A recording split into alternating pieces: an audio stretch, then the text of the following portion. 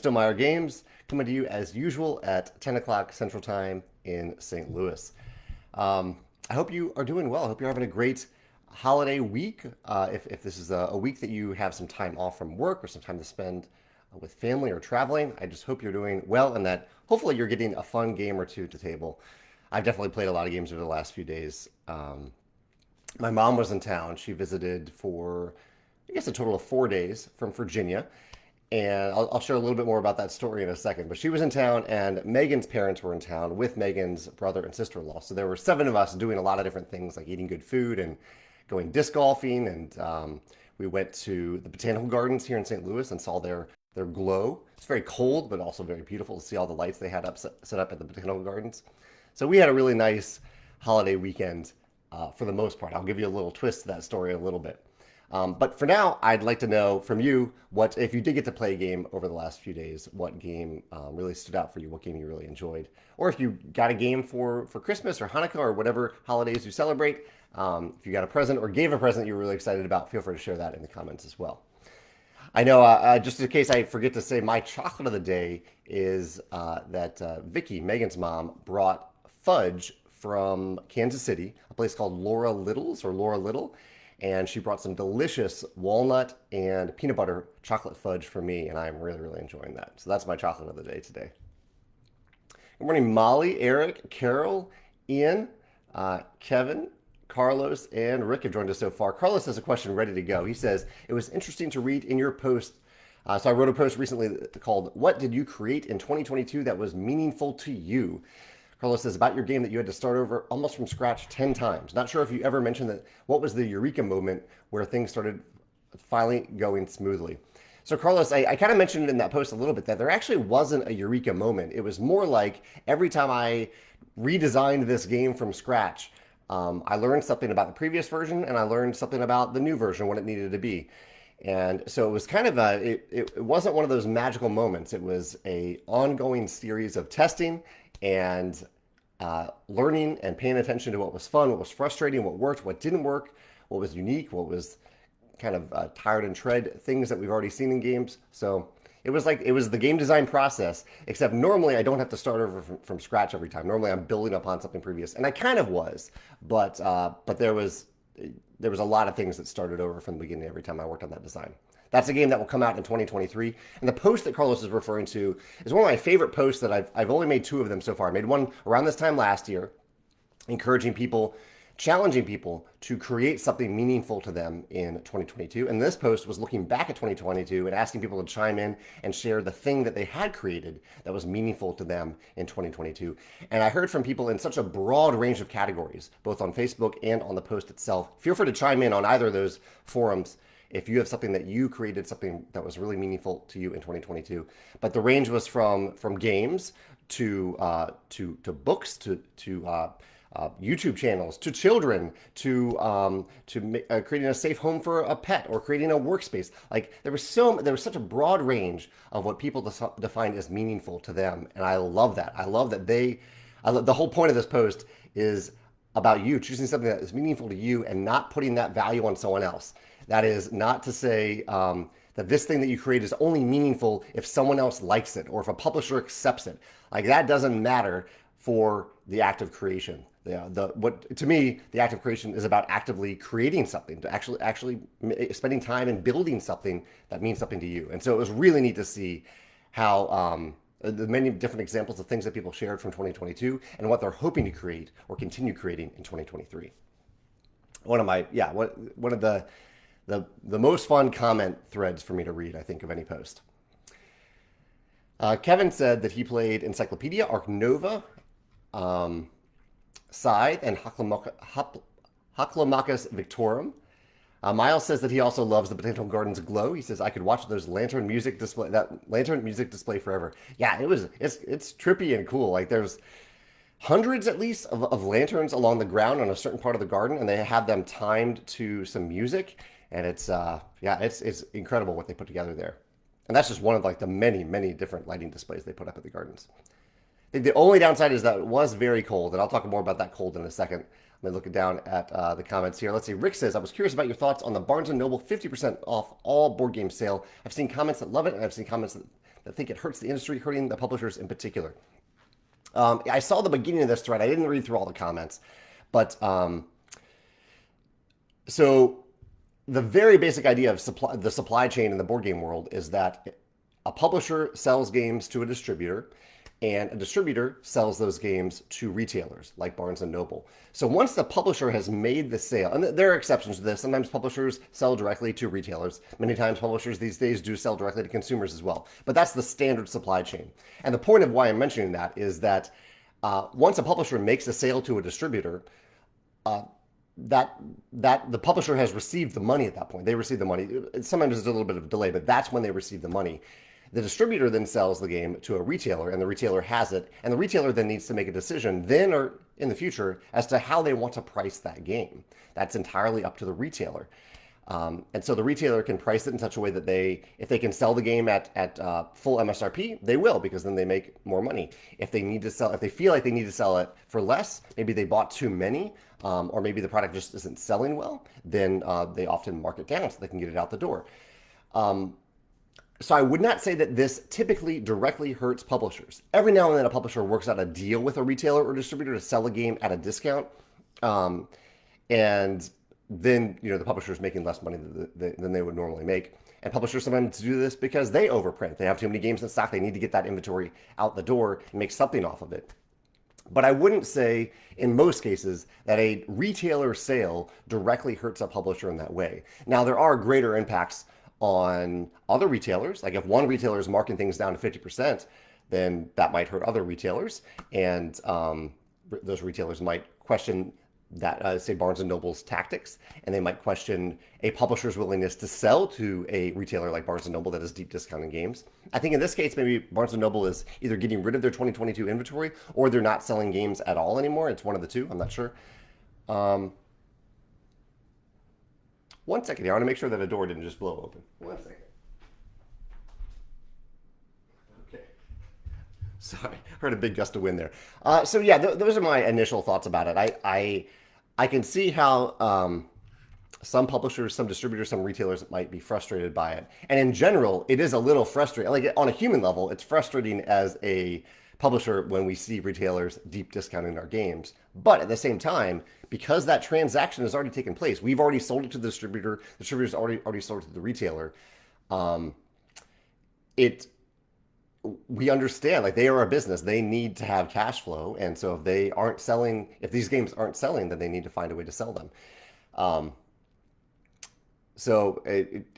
think the small flip side of that is, say yesterday we sold, and I don't know if this happened, it's possible that one of our distributors sold to Barnes & Noble, say they sold a hot game to Barnes & Noble yesterday, and Barnes & Noble immediately marked it down to 50%. That would be a huge red flag. But if Barnes & Noble has had that inventory for a while and they just need to sell it, I get it. Like that's the case for any store that sells anything. If they have the inventory for a long time and it's not selling and they bought too much, they need to sell it at a certain point. That's my opinion. I understand there are lots of other opinions. And Rick, if there's something that stood out to you in those comments that you'd like to share, I'd love to hear your thoughts in the comments below. Anyone else who wants to share about that, let me know in the comments below as well. That's my insight as a publisher. Yeah. Carol says that she got coffee roaster for Christmas and enjoyed it. She said, I got my mother-in-law the nesting box, and we loved playing duet mode after Christmas. Then my son got and has been obsessed with Telestrations. We actually played Telestrations and Wingspan over Christmas as well, over the last weekend. We spread out the Wingspan game. We kind of just had it on the table for 3 days and played every now and then when we had time. We'd play through a round, and we played Telestrations on Monday night, Tuesday night? Monday night. Had a good time. We also played a game called Fun Facts. It's a game that you all recommended, I think, last week. Some of you recommended this game called Fun Facts, and it was great. It was a great game to help my mom get to know everyone else at the table better and get Megan's parents to know my mom and everybody else. And we all just learned a lot about each other. The idea in Fun Facts is that you are everyone is asked the same question, and then the question has a number to it. Like, on a scale from 0 to 100, how afraid of the dark are you? And you would write down a number, and on the other side of this tile, you write down your name, and you put that in the middle of the table, and the cooperative aspect of the game is trying to order those from least to greatest. And then you reveal, and you kind of learn from everyone, oh, I didn't know you were that afraid of the dark. I didn't know that you weren't at all afraid of the dark, that type of thing. So it was a really, really cool game called Fun Facts. Justin says, despite your success as a board game designer, do you ever suffer from imposter syndrome? How do you combat these feelings? All the time, Justin. All the time. A big part of it that I've learned is, I mean, there are many reasons that I felt this way and continue to feel this way. But a big part of it is I see so many other amazing designs out there, and whenever I look at them that way, and I'm like, what am I doing here? How can I possibly contribute when there's so many other way more talented designers, way more capable publishers? Instead of comparing myself to them, I try to learn from them. I try to be inspired by them. I have a blog post from a long time ago, I think titled something like "The Most Dangerous Thing That You Can Do." I don't know if it was probably as a creator, the most dangerous thing you can do as a creator. And I think that thing is to compare yourself to someone else and compare yourself to someone else's success, because it can breed resentment. It can breed imposter syndrome in yourself. And so whenever I catch myself doing that, the number one thing that I can do instead is try to be inspired by and learn from that person and or that publisher, that artist, whoever they are, that creator, instead of being jealous of them, or instead of feeling less than or inadequate due to something awesome that they created. And that has really helped me. There are many other aspects to it, but that is probably the biggest thing that has helped me move past it and continue to enjoy creating. Yeah, great question. Molly says that they got Journeys in Middle-earth and Dice Throne, which have been great so far. That's awesome. I've only played one scenario of Journeys in Middle-earth, but I thought it was cool. And Dice Throne I love. I really love Dice Throne. So I hope you're having fun with that. Carol says, is there one more game you want to get in for 2022? There are two games, actually. My friend Henry is coming over tomorrow to teach and play two games with me. What is the first one? Oh, the first one is Bullet. It is a solo game, I believe, or solo or cooperative game. We're going to play it cooperatively if we can. And then the other one is Creature Comforts. So we're going to play those two games tomorrow. I'm really hoping to get those two in. I think those will probably be the last games I play in the last 2022 releases that I will play in 2022. So I'll probably film or start putting together my top 10 list of 2022 after that.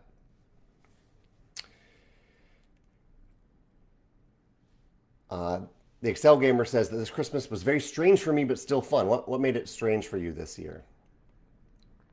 George is just popping in to say hi for a minute. Nathan says that his girlfriend and I both got each other the same Wingspan expansion for Christmas. Luckily, his cousin is big into Wingspan, so there'll be some regifting going on there. That's sweet that you two got each other the same thing there. Matthew said that he played lots of Wingspan and tried Planted and wants to play Terraforming Mars Ares Expedition. That's a game that I think will appear on my list this weekend. The video that'll go live this weekend is my favorite games from 2022 that were released or widely available before 2022, by games that I played for the first time this year. The Excel Gamer says, I'm hoping to create more memories in gaming next year. Need to get back into games more. Seasonal depression hit me really hard this year. I'm so sorry to hear that. You aren't alone in that. And we're here for you if you want to talk through that. I'm definitely here for you if you want to talk through that. Yeah, I'm sorry to hear that. Matt says, how often do you win when playing board games? He says, I myself consistently lose. The irony here is that in my house, I'm the board game guy who purchases games and consumes board game content. However, I often get caught up in the effective experience of playing games while my wife wipes the floor with me with some effective strategy. That is very similar to my experience with Megan. I consume a lot of board game content. I learn games. I love games. I think the thing for me is I love I don't love trying to break games, but I love picking something that has intrinsic value to me in a game, and that intrigues me more than doing something that gives me a victory. It does feel good when I win, but like the other day I was playing Wingspan, and it didn't necessarily make sense for my strategy to play, I think it was a painted bunting. It was a cute little white bird. And I really just wanted to play that bird because I thought it was adorable. And it had a good power too, but it was just adorable. And so I played that bird. I ended up winning, which felt good, but it felt better to be able to go through the steps to play that bird. I'm curious if anyone else can relate to that. Are there any games that have those intrinsic motivations that may be tied to victory sometimes, but also they're tied to something else, like the art, the clever wordplay on it. Something else in the game is giving you value in that motivation that you pursue and that feels good to you. Let me know if there's anything like that for you. Paul Grogan is stopping by here to say, another content creator. He says, can't stay. I'm just prepping for my final live Q&A of the year. Season's greetings to you. Paul, feel free to post a link in the comments below if you want people to join you for that live Q&A after I'm done here. Thanks for popping in.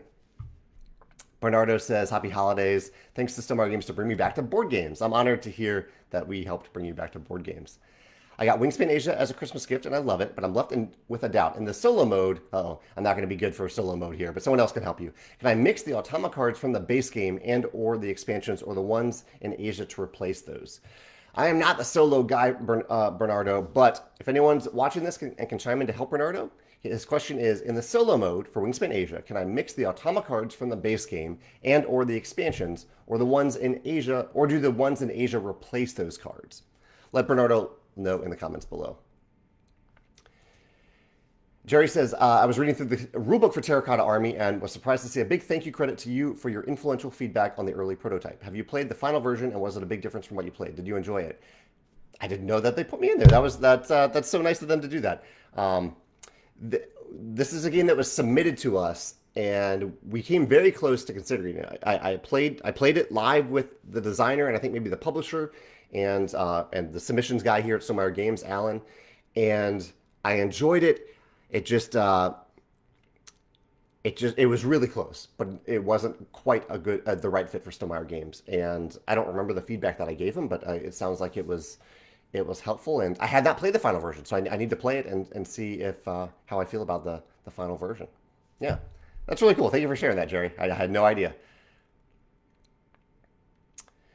Ian says that he's been playing a lot of games over my Christmas break as he's a teacher. He says he cleared his 300 total plays, physical and app-based games that have a physical board game available for the year. Last week talked about his Tickets to Ride challenge with his wife, where they play through every module every year around this time of year. He says, last weekend, my wife and I continued our Ticket to Ride challenge and also learned Azul Summer Pavilion, among others. So where do you two stand right now, Ian, on the Ticket to Ride challenge? Are you break even right now? I think you said there were 18 total games that you're going to play in total, but correct me if that number is wrong. Nathan wishes. I love all the holiday wishes. I'm not reading them all out loud, but I am reading them to myself. So thank you, Nathan. Thank you, Michael, for wishing us well. Michael and Judy.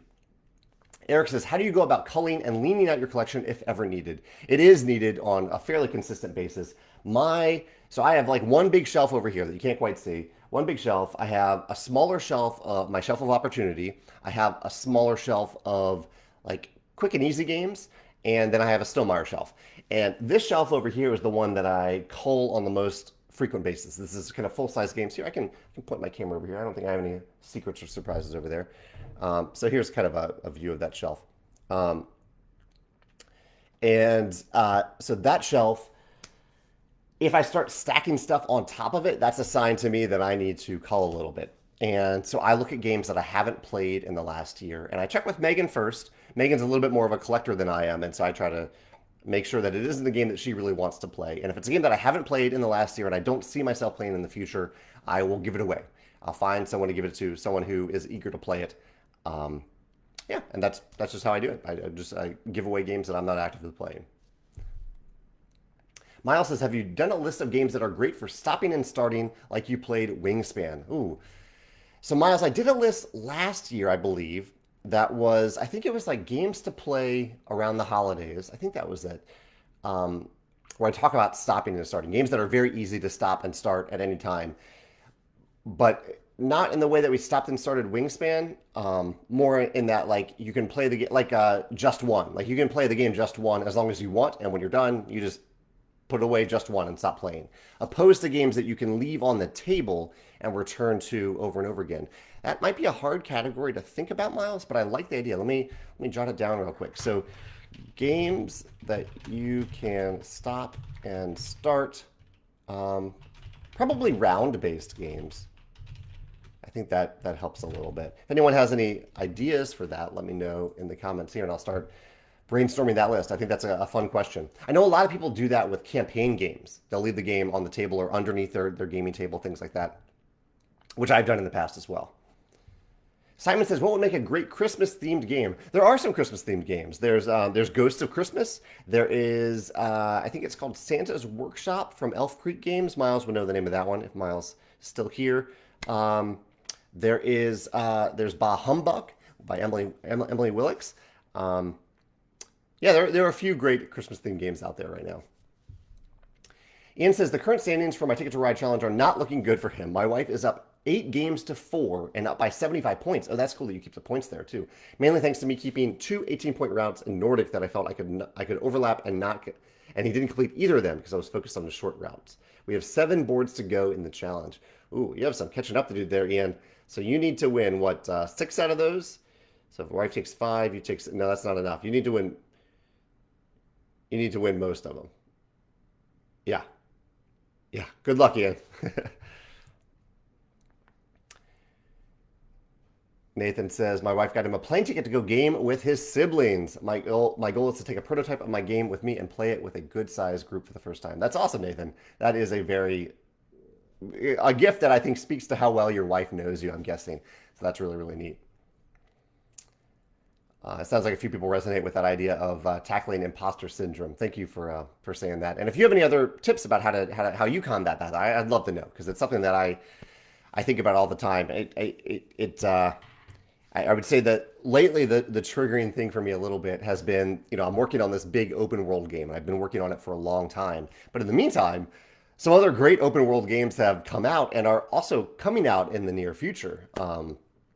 And so I guess part of it is that I worry that by the time I release my game that people will already have an open world game on the table or already have open world games that they prefer. There is a huge hook in my game that is not in any of these other games, but I don't know. I think about that sometimes, but then I realize that I'm still just having fun designing it, and I keep on going. Mila Rod says, one thing really interests me, and I'm sorry if you already answered this. No need to apologize. I'm happy to answer anything. Could you tell us how you know when a game is ready for publishing? I mean, is there some set of standards you follow to know that testing is done, or is it more of a gut feeling? It's a combination of the two. Part of it is a gut feeling for me about the game's level of fun and how well it flows and how intuitive it is. And the part of it is also based on playtester data about the balance of the game, that people are mentioning a lot more fun things versus frustrating things. And whenever we have blind playtest our games, I had them rated on a scale from 1 to 10. And so once we see those ratings consistently up in the 8s and 9s, even when the game has very little art, that is a strong sign that the prototype is working well. And if I combine that with a gut feeling, then we move forward with it. There isn't a scientific model for it. It's just a combination of those two. The data that you have and your own gut feeling, I think. Mark says Woodcraft released a roll and write version of their game for free up on Board Game Geek. I saw that on the hotness. I didn't realize it was free. What are your thoughts on designers making a verb and write version of their games? I don't know if verb was verb and write. Interesting. I don't know what verb and write is, Mark. But I guess if you're saying like a free roll and write game, I think it's a neat idea. I think sometimes. I don't know about the marketability of it, is I guess what I'm stumbling through a little bit. And I think, for example, Rogers of the Ganges. Rogers of the Ganges is a wonderful tabletop game. I have it on my shelf right over here. And I actually think the roll and write version of Rogers of the Ganges is even better. But because I already have the original game, I'm a little hesitant to actually go buy the roll and write version and more likely just to play the digital version of it. So I don't know what that is. I don't know exactly what that is there, but it makes me wonder a little bit about the marketability of it. But if you're going to put it up there for free, whether it's a digital version or a print and play version for free, and you had fun with the design and you're bringing joy to people, I think that's a viable path too. Not everything has to be marketable, Excel Gamer's excited about Creature Comforts. They said it's very fun. Jed says, any future plans for Scythe? The 1920 plus world for Scythe is a really, really cool world. I'd love to explore that someday. But Scythe itself, the tabletop game, is complete. We've completed the story for Scythe. Yeah. Ian also says that he loves Creature Comforts. Dan says, it was hard not being able to open up my Wingspan Asia until Christmas. Question for you, Jamey, what is your favorite new card from just the Asia expansion? I don't know if I have one off the top of my head to give to you, but I love the Push Your Luck cards. I actually didn't get any of them yesterday when I was playing, or over the last few days when we were playing, but I love the Push Your Luck cards in Wingspan Asia. I love Push Your Luck as a mechanism. There's so many comments today that I haven't even told you my big Christmas story. So let me tell you real quick. I'll tell you the very short version, which is my mom arrived last week. You know, we have all these people converging on St. Louis, a lot of parents, and our heat goes out. St. Louis was very, very cold over the last few days, down to -8 Fahrenheit in St. Louis. Very, very cold. And our furnace broke. And so for 2 days, or a little over like 36 hours, we had no heat in our place at all, and we were kind of just sucking up residual heat from the units below us. We're on the third floor, and so it was. I would wake up to like 55 degrees temperatures in the house in the condo. Fortunately, Megan's brother was very handy, and he fixed the problem. So we had this huge ordeal. It was so cold, so terrible. We were about to host Christmas Eve dinner, and Eric fixed it, and the furnace is working great. So it's awesome. And then one of our pipes burst. And there's a couple layers to this too. So it was very cold in St. Louis. One of our pipes burst and water spraying everywhere in one of our bathrooms.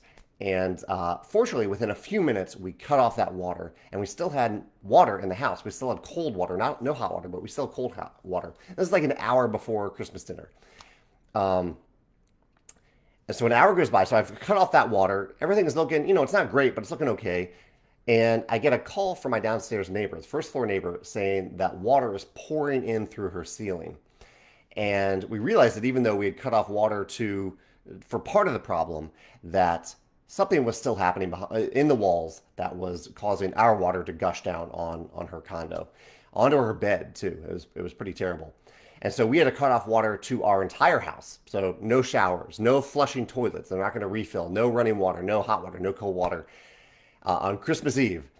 And so I spent a lot of time that night. Like, it was the most stressed Christmas Eve I've ever had by far. And started kind of piecing together what life would look like over the next few days without any water at all. And we had other resources. We have many friends in town. We have Eric and Alex are in town. Those are Megan's brother and sister-in-law. And we I called a bunch of plumbers, but I think a lot of people in St. Louis had burst pipes over the last couple of days because it was so darn cold. And so, and this was despite, I'll say, so anyone thinking right now, Jamey, why didn't you leave the water running? Why didn't you have heat going on your pipes? And we did all those things. We're doing all those things, and yet still the pipe burst. But fortunately, I was so lucky. I mean, we were so incredibly lucky that our downstairs neighbor was home, that we were here, that someone handy was here, and also that a plumber called me on Christmas Day and offered to come by to fix the problem on Christmas Day. And so a plumber came by, tore up the wall, found the leak. And so I was here for a good amount. Like, I got everyone else out of the house, and I spent a few hours with the plumber working through this problem. And the plumber got 90% of our water functional again. So we have water in all places in our house except for one bathroom. And that bathroom is kind of just torn up right now while the plumber has capped that pipe and is waiting to get a replacement part so we can fully fix the problem. But it was incredible that this plumber was willing to come. I tipped him what a Christmas tip should be if a plumber comes to your house on Christmas, and I think that this plumber was running around St. Louis helping as many people as they could. So I think the plumber was Flow King. It was Silvio and his father from Flow King, and they are incredible. I'm so grateful for them, and I look forward to them coming back to fully fix the problem. But for now, I know they have a lot of other houses in St. Louis that probably don't have any water at all. So I'm happy that they can help them. But that was my Christmas ordeal. Most stressful Christmas I've ever had. And I know a lot of people in the world have it a lot worse too. Maybe have no water at all still, no heat. I'm grateful that we have both of those things now. But it was rough. It really made me appreciate both heat and water, and maybe a little worried about water scarcity too. So I hope you had none of those problems on your Christmas or your holiday, your weekend, whether or not you celebrate Christmas. Yeah, that was my experience. So I asked the question about intrinsic motivations. The Excel Gamer says, in Sorcerer City, your goal is to connect all tiles of the same color in order to gain resources. Sometimes I make fun shapes of patterns, even if it's not the most ideal configuration. And Miles says, for that dog park game, I was happy to play dogs that I liked regardless of whether or not they helped me. I'm totally on that same page. I haven't played Sorcerer City, but I do love dog park, and I feel the same way about it. Carol says that she always tries to play the little penguin in Wingspan. And Nathan says, years ago, my brother-in-law won a game by getting tons of cheese. Now, anytime someone in our family does something seemingly not focused on victory, we call it a cheese gambit. I like that. Molly says, I can definitely relate to that with games too. Winning is a bonus, but I pursue my own path over it. Especially when a game is new or I'm playing with a new player, I can try a new strategy I suspect isn't optimal and go all in for it. I do that a lot with games, Molly, so I can definitely relate to that too. Kevin says, are there any games that are older, 10 plus years, that you still play today and would recommend? 10 plus years is a long time. I think Ticket to Ride might be right along that edge. I think I still play Ticket to Ride and really enjoy it. Can't Stop, I enjoy. Uh, Ink and Gold, I think, is older than 10 years. Certain card games are over the 10 years. Scotland Yard is older than 10 years. I think Telestrations might be older than 10 years. I love all those games. I'm looking at my shelf over here. I don't know if anything on this shelf is older than 10 years old. Yeah, nothing I see on this shelf is older than 10. Yeah, but those are a few that I definitely still actively play and love. Yeah. Carol points out that the campaign games Tainted Grail and Sleeping Gods can easily be stopped and left. And really, yeah, I think you have to do it with those games. They go on for many, many hours. Carol also recommended Gingerbread House as a great holiday game. I agree. Chris says he likes my shirt. Thank you, Chris. This is one of my oldest sweaters. I got this in Oxford, England, like 15 years ago. And I tend to wear my clothes for a long time. I don't buy many new clothes. So it's held up quite well. I was so excited to get this. I shared this with Miles the other day. I really loved the series Welcome to Wrexham, which is about a few people from the U.S. and Canada, Ryan Reynolds is from Canada, who buy a small soccer team, football team in England called Wrexham. And I've been wanting to get a Wrexham coat. I almost wore it on today's video, but I bought it and it got here yesterday, and I can't wait to just walk around in public with a Wrexham coat to see anyone else who watches the show or roots for Wrexham now. But I'm definitely a Wrexham fan now after watching that show. And I'd highly recommend the show. If you love football, if you love kind of feel-good sports stories, and it goes beyond sport too. It talks about Wales a lot. It talks about other topics too. But yeah, I highly recommend that show. And you might want to get a jersey yourself if you watch it. Michael says that Judy slash Santa got him a bunch of Rolling Realms expansion packs in his stocking. I can't wait to give them a try. Yeah, we've kind of stumbled upon a great stocking stuffer there, haven't we? Molly says there are Dice Throne holiday characters as well. Yes, Santa and Krampus, I believe, are the two they released. Justin says his wife got him a miniature painting set, so that's a fun way to enhance his collection. Totally. Yeah, I love little gaming enhancements for Christmas or holidays. Any holiday. When I say Christmas, I mean any holiday.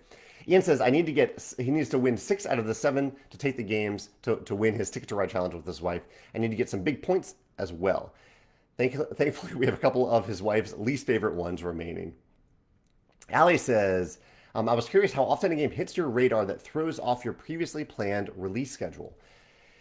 So, Allie, yeah, that's an interesting question. So I plan pretty far ahead, or not plan ahead. I typically have many videos lined up in advance. And so right now, for example, I have my Tuesday and Friday favorite game mechanism videos scheduled through February 7th. And Allie, I would say it's fairly often that I have a game that is a little bit newer. It's either newer or one that I really, really want to talk about, one that I really, really enjoy. And I tend to then bump a game from the next Tuesday or Friday to the end of that list and slot in that new game. And I would say it happens all the time, happens quite frequently. Yeah.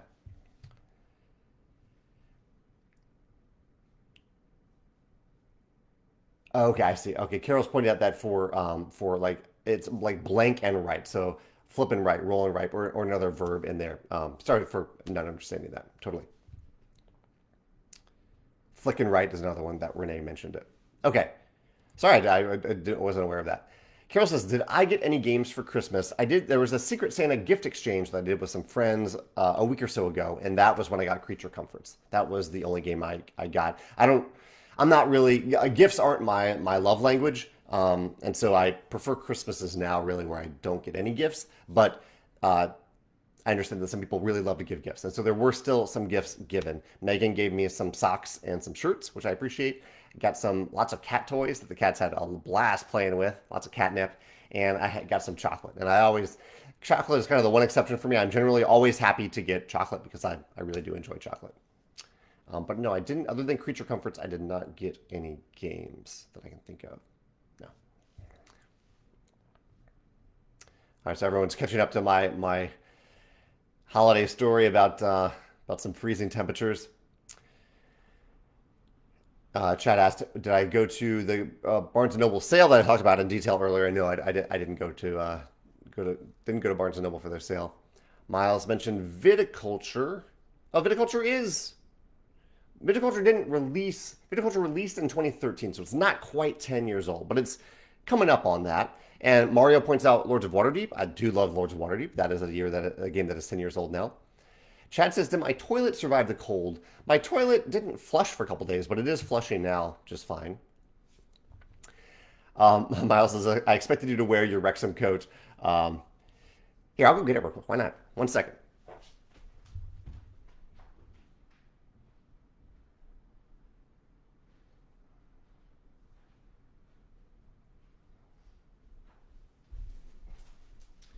Here's my Wrexham coat. I'm going to be a little warm under this thing. I found that, I don't know if this is a UK thing, but the zipper's on the other side.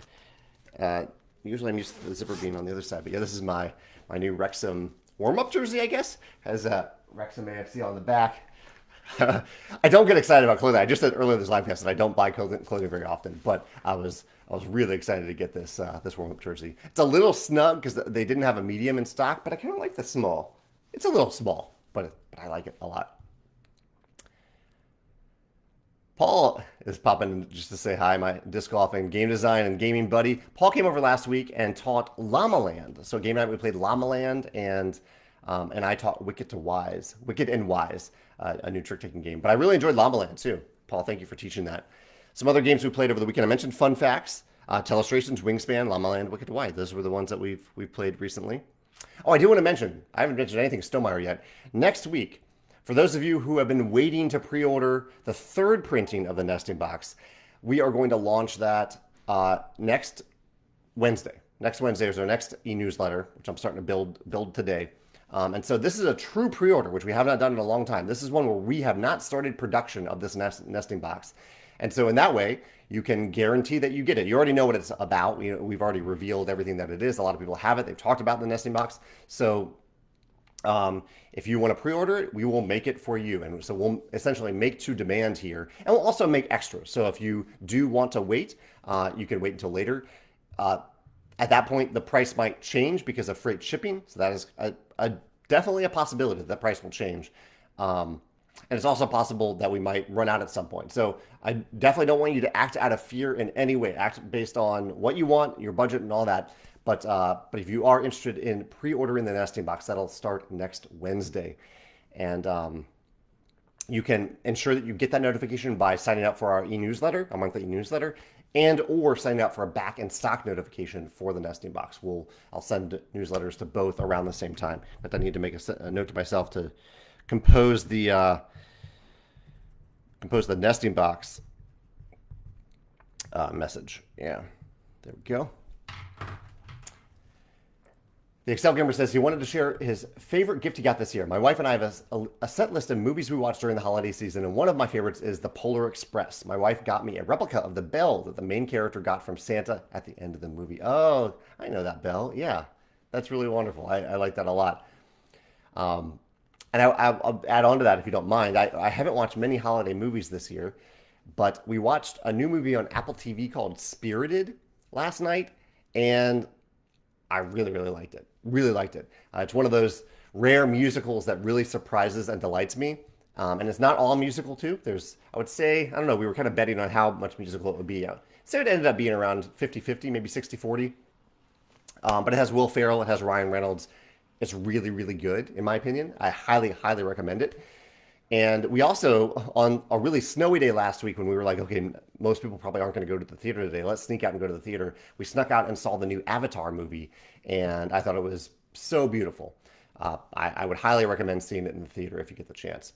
I don't know if the 3D part of it is really necessary. I don't know if that added all that much, but for the most part, it didn't take away from the movie at least. But seeing that in the theater, I think, is a must watch given how absolutely beautiful that movie is. That's the new Avatar movie.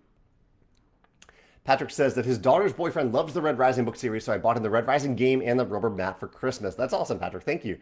I had never played it, but had a blast playing it. Now I want to read the books. He also loved the game. I love that. I love that you shared the game with someone who's only read the books, and that now you're intrigued about the books as well, and the game might bring you to the books. That's why we published that game. Mark says he can't wait to get the new batch of Rolling Realms. Sadly, I can't bundle it with a Tapestry playmat. Yeah, that's Tapestry playmat's in a big cardboard tube. It's prepackaged. It doesn't really bundle with anything, so that's got to be a standalone thing. But we do have probably new promos in February or March. Depends on some other things that we might be doing then. Yeah.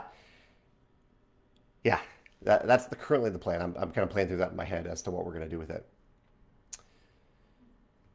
William is working on learning Euphoria with the expansion. I hope you have fun with that, William.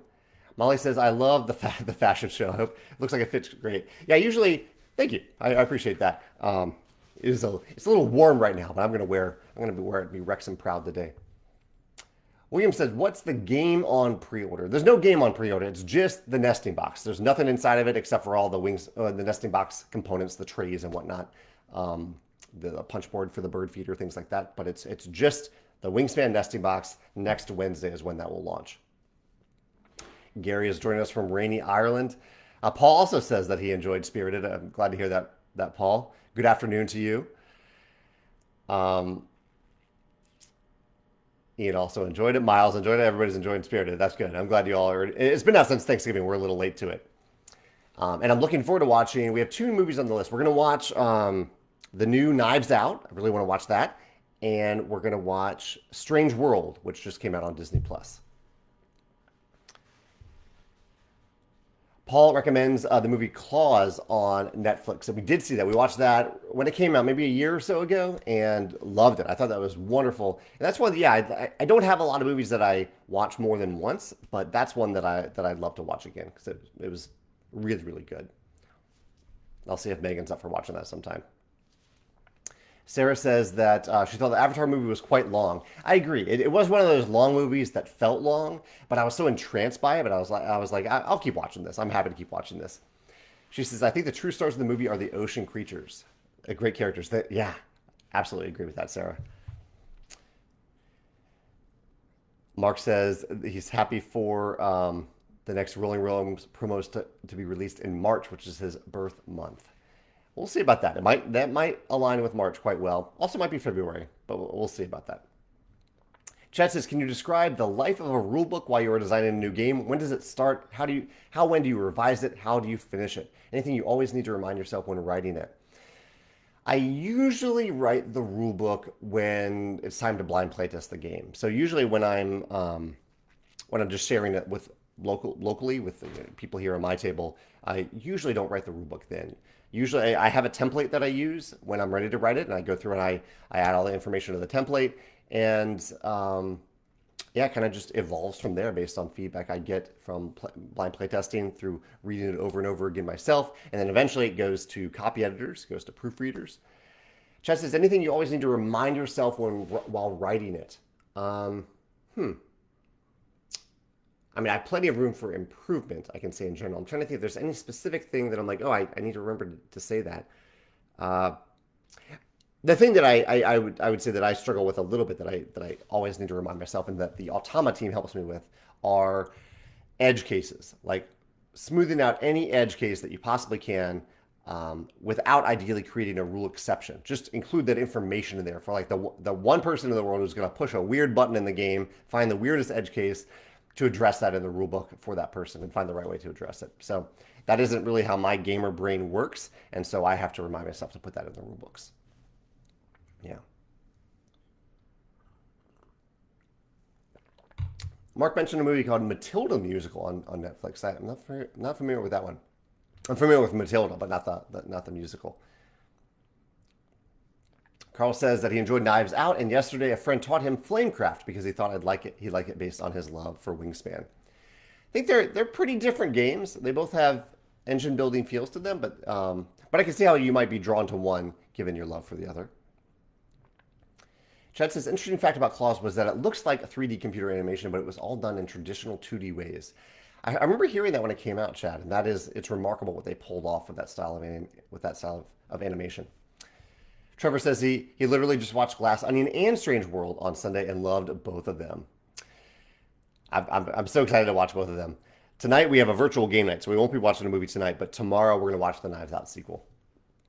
George asked about today's chocolate. Today's chocolate, it was a Christmas gift that I received. It's fudge, chocolate peanut butter, and chocolate walnut fudge, or chocolate pecan, or walnut, one of the two, from Laura Little's in Kansas City.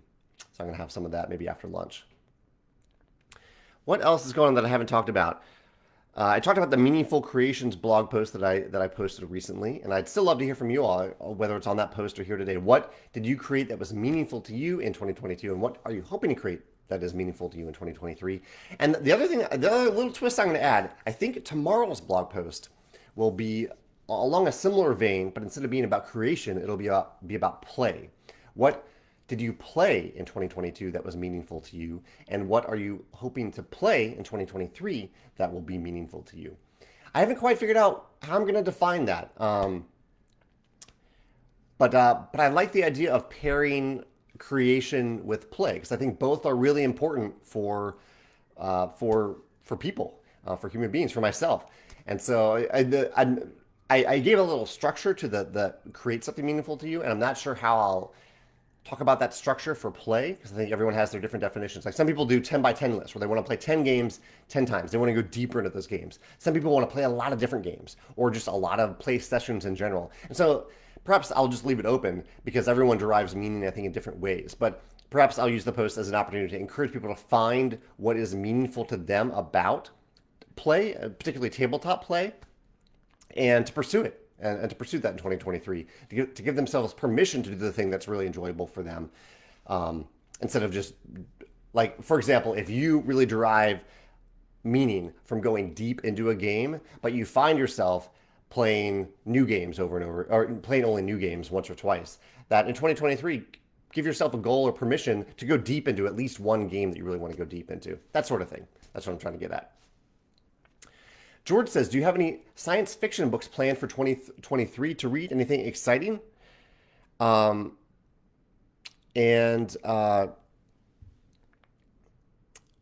I just got an alert that my car's doors are unlocked, so I need to find a way to lock them if I can do that on my phone. Let's see if I can lock them. They are locked now. Cool. Science fiction books planned for 2023. So I'm excited about all the Brandon Sanderson secret books to come out in 2023. I don't know if any of them are science fiction, but I'm just excited to start getting them. I think the first one is supposed to arrive on the Kindle on January 1st. I'm sure there are, George. I have a hard time thinking ahead because usually when I'm excited about a book, I just order it on my Kindle and it magically shows up whenever the release happens. So I don't know offhand.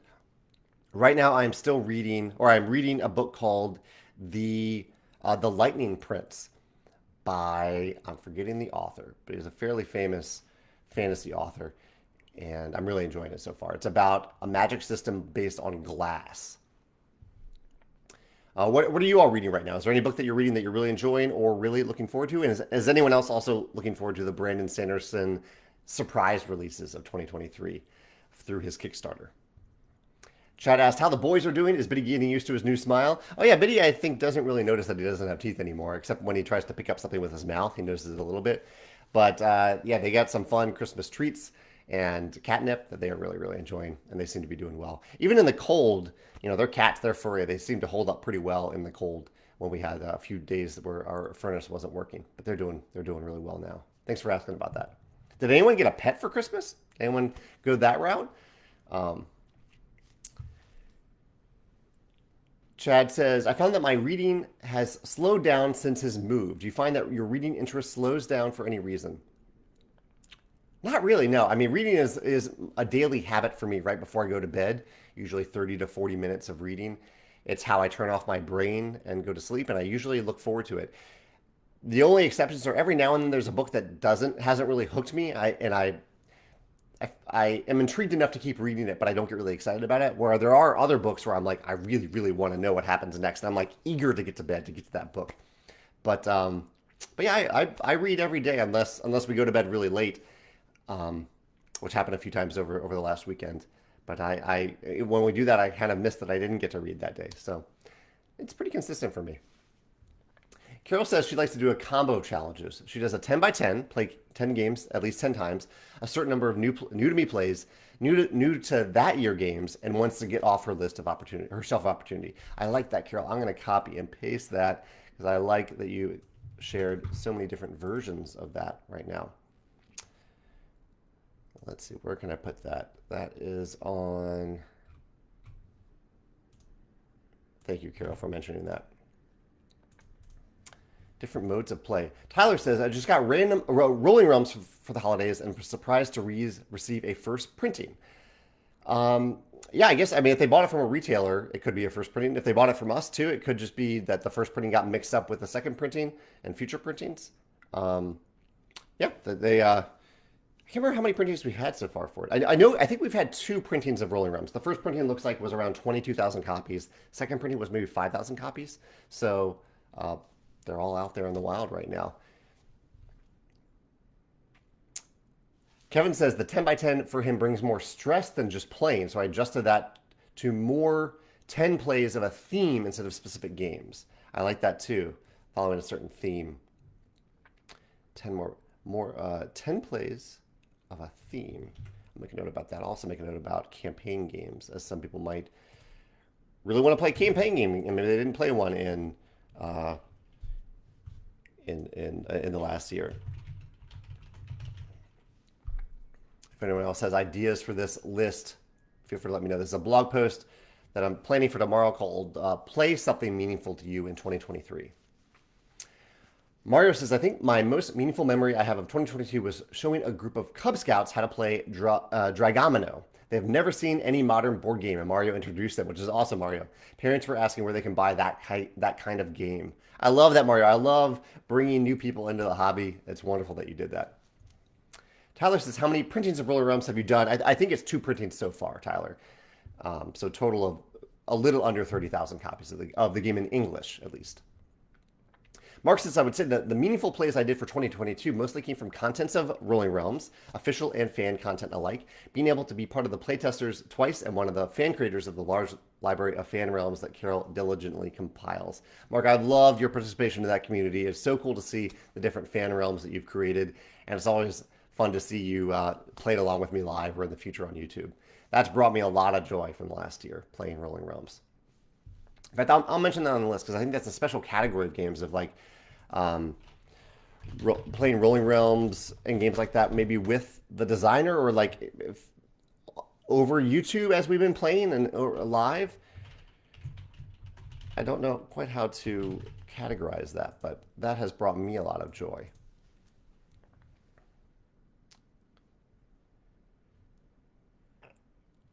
Trevor says he's on his 3rd listen of Mistborn. He's very curious what folks think of his surprise books, but I'm definitely a late adopter.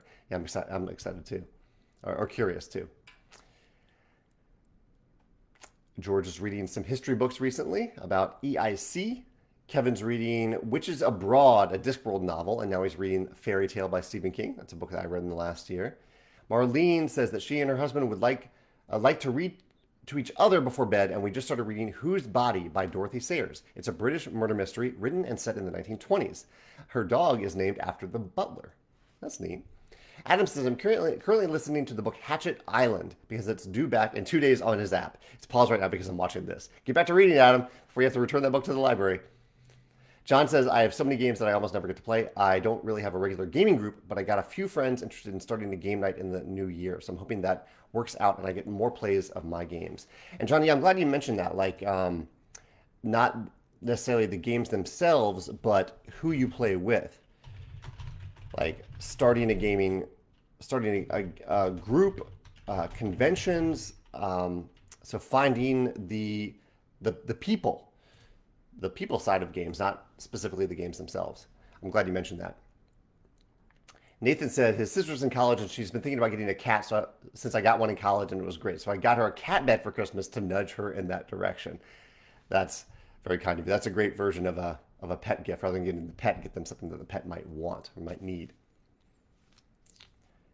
Carol says that she is excited about Sanderson, and she got the Master of Go from a Secret Santa. I haven't heard of the Master of Go. Is that about the game Go, maybe? Mario says, have I considered talking to Brandon Sanderson about making a game in the Mistborn or Stormlight Archive universe? I actually years ago reached out to Brandon Sanderson to try to get the rights to the Steelheart series, and we didn't get it. Another publisher got it, and I think they did some really cool things with that game. As much as I love Brandon Sanderson's work, I don't think that those are games that are something that I'd want to pursue. I'd have to dive so deep into those books and into those worlds.